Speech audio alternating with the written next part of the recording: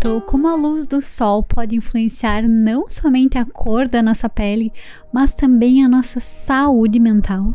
O sol, fonte primordial de luz e calor que sustenta a vida na Terra, desempenha um papel fundamental na produção de vitamina D na nossa pele, que por sua vez é essencial para a nossa saúde óssea, para alguns outros mecanismos biológicos e parece que pode influenciar também a nossa saúde mental. Mas antes de entrarmos nesse tema, deixa eu me apresentar. Eu sou Gilciane Ciorin, eu sou doutora em nutrição e esse foi o tema da minha pesquisa de doutorado no programa de pós-graduação em nutrição na Universidade Federal de Santa Catarina, mais especificamente avaliando os determinantes da vitamina D e como que a vitamina D se relaciona ou se associa com sintomas depressivos em idosos de Florianópolis, Santa Catarina. Para começar o nosso tema, deixa eu contextualizar a vitamina D, que é um termo que engloba um grupo de moléculas sequesteroides solúveis em gorduras e que tem um processo super complexo de transformação tanto na obtenção pela pele quanto através da fonte alimentar, e a gente vai acompanhar aqui pela tela do meu computador como esse processo funciona. O processo de síntese de vitamina D na pele ele inicia quando a gente se expõe então aos raios ultravioleta B e uma molécula chamada 7-deidrocolesterol ou 7-DHC é convertido em pré-vitamina D e depois em vitamina D3.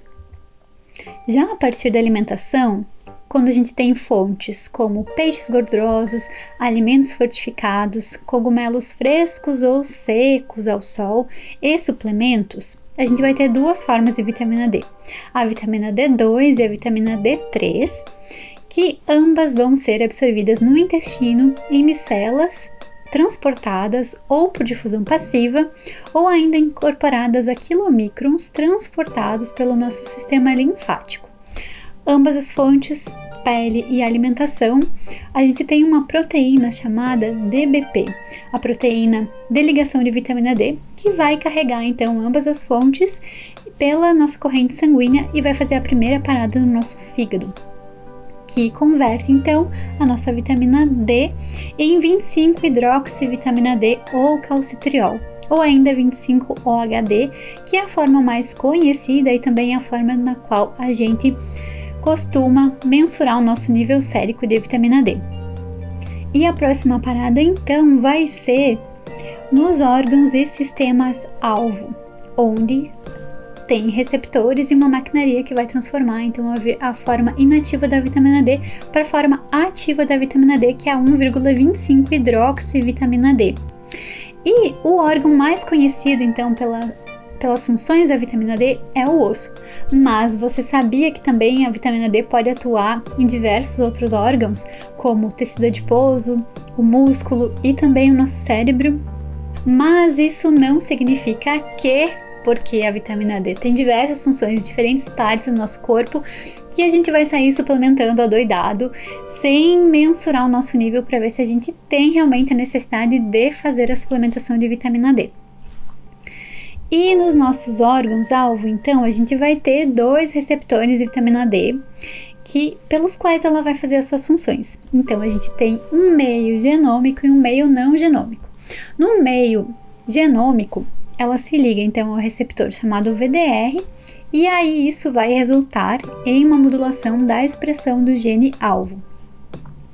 Pela função não genômica, pelo meio não genômico, ela vai se ligar ao seu receptor de membrana chamado PDA3 e vai iniciar então cascatas de sinalização, resultando numa ativação de seus segundos mensageiros e realizando as funções da vitamina D. Especificamente no nosso cérebro, a gente também tem uma maquinaria responsável pela transformação da vitamina D. Por quê? Tanto a vitamina D ativa quanto a vitamina D não ativa ou a inativa, elas são transportadas pela circulação sanguínea, pela DBP e permeiam nossa barreira hematoencefálica. Então, todas as células cerebrais elas vão ter essa maquinaria para transformar a vitamina D, e é um sistema bem complexo, compostos por enzimas então que são capazes de transformar ou de inativar a vitamina D e também os seus receptores pelos quais ela vai fazer as suas funções. Também a gente tem o meio genômico e o meio não genômico. E parece que a vitamina D atua mais pelo receptor PDA3, porque foi encontrada uma maior quantidade desse receptor nas células cerebrais, quando comparado ao VDR, que é o seu outro receptor, que tem maior quantidade em outras células do corpo. Também tem sido discutido e hipotetizado alguns caminhos pelos quais a vitamina D pode atuar na depressão. Um deles é pela homeostase dos canais de cálcio, pelos mecanismos antioxidantes, pela interação com serotonina e dopamina e ainda pela modulação da resposta imune. E esse tema vem despertando curiosidade e muito interesse dos pesquisadores, especialmente no período da pandemia do Covid-19. Se vocês observarem aqui na minha tela novamente, no site do PubMed, se fizerem uma busca rápida nos termos de vitamina D, sintoma depressivo ou depressão, nós vamos encontrar em torno de 1.760 resultados, artigos publicados. O primeiro deles lá em 1952, mas também uma maior crescente aqui nos últimos anos, especialmente nos últimos 5 anos aqui. Inclusive, os meus estudos da tese contribuíram para esse crescente nos últimos anos. Tá, mas com tantos estudos na área, assim, será que é possível afirmar que, de fato, a vitamina D pode ter um efeito na depressão ou no sintoma depressivo? A partir dos meus estudos empíricos da tese, que foram realizados com dados do estudo Epifloripa Idoso, que é um estudo que acontece desde 2009 e avalia a condição de saúde da população, ou melhor, de uma amostra representativa dos idosos de Florianópolis, nós identificamos que aqueles com deficiência de vitamina D, ou seja, aqueles que têm um nível sérico menor ou igual a 20 mg por ml, tiveram um risco aumentado de 2,7 vezes maior de apresentar sintomas depressivos comparado com aqueles que tinham um nível sérico normal, ou seja, igual ou maior do que 30 mg por ml. Além disso, a longo prazo, em torno de 2 a 5 anos, nós encontramos que aquelas pessoas, aqueles idosos que tinham deficiência na vitamina D, eles tiveram um risco aumentado de 2,9 vezes mais de ter sintomas depressivos comparados com aqueles que tinham um nível sérico normal. Nós também desenvolvemos um estudo de revisão compilando todos os achados ali com estudos em idosos observacionais em estudos provenientes de ensaios clínicos e percebemos que há uma grande divergência nos resultados e na metodologia desses estudos, o que significa que há diferentes formas de avaliar a vitamina D, há diferentes pontos de corte, há diferentes pontos de corte também para avaliar sintoma depressivo e ferramentas para avaliar sintomas depressivos, e também alguns estudos avaliaram depressão clínica. Então, essa divergência e essa diferença entre os estudos muitas vezes impede ou dificulta a realização de meta-análises para comprovar se realmente, de fato, a vitamina D pode está implicada ali na relação com a depressão. Inclusive, teve uma meta-análise que identificou que existem muitas falhas metodológicas entre os estudos e isso também limita ou impede a conclusão ou a realização desses estudos para, de fato, definir essa relação. Sendo necessário, então, mais estudos com menos falhas metodológicas para poder realizar esses tipos de estudos, revisões sistemáticas com meta-análise. Apesar de termos hipóteses e termos alguns estudos pré-clínicos que mostram possíveis mecanismos pelos quais a vitamina D pode atuar na depressão, ainda não é possível a gente afirmar se a vitamina D pode prevenir ou se pode ser usada como um tratamento coadjuvante para a depressão ou para sintomas depressivos. E você sabia que o ponto de corte para definir o nível ótimo da vitamina D no sangue também não é consenso ao redor do mundo? Cada local e cada órgão define um diferente tipo de ponto de corte, então que vai desde 12 mg por ml até 40 mg por ml, é uma faixa bem grande. E aqui no Brasil, a Sociedade Brasileira de Endocrinologia e Metabologia define então como um valor de normalidade adequado para as pessoas saudáveis até 60 anos o ponto de 20 mg por ml.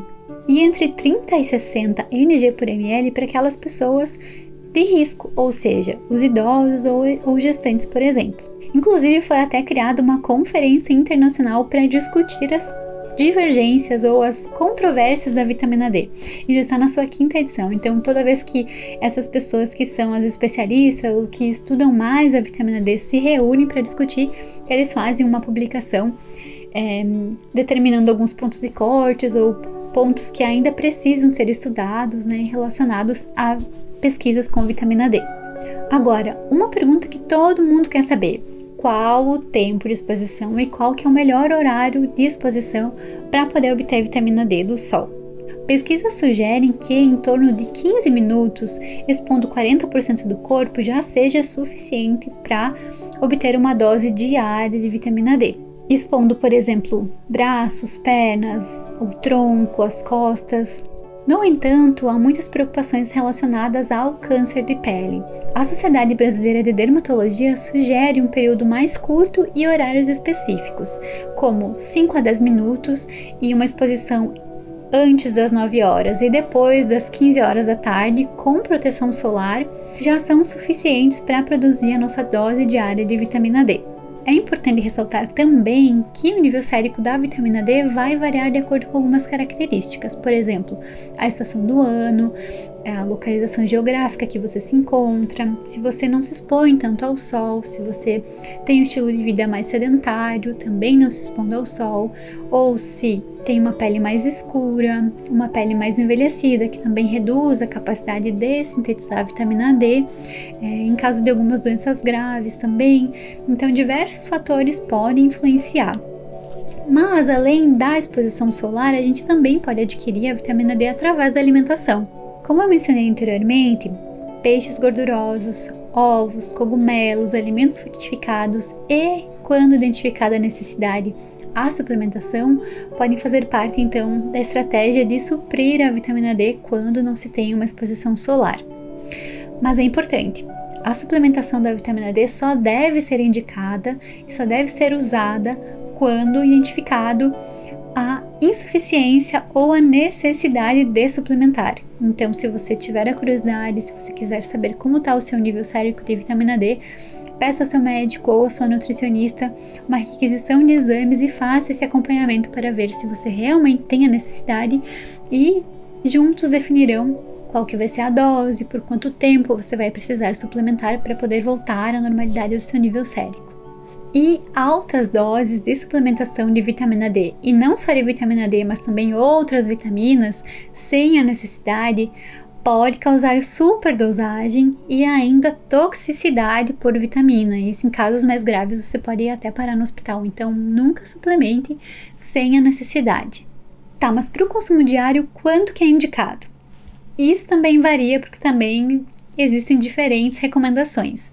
Aqui no Brasil também temos algumas variações dependendo da faixa etária, então para pessoas de até 50 anos, gestantes ou lactantes, a recomendação vai ser de 5 microgramas por dia, que equivale a 200 unidades internacionais.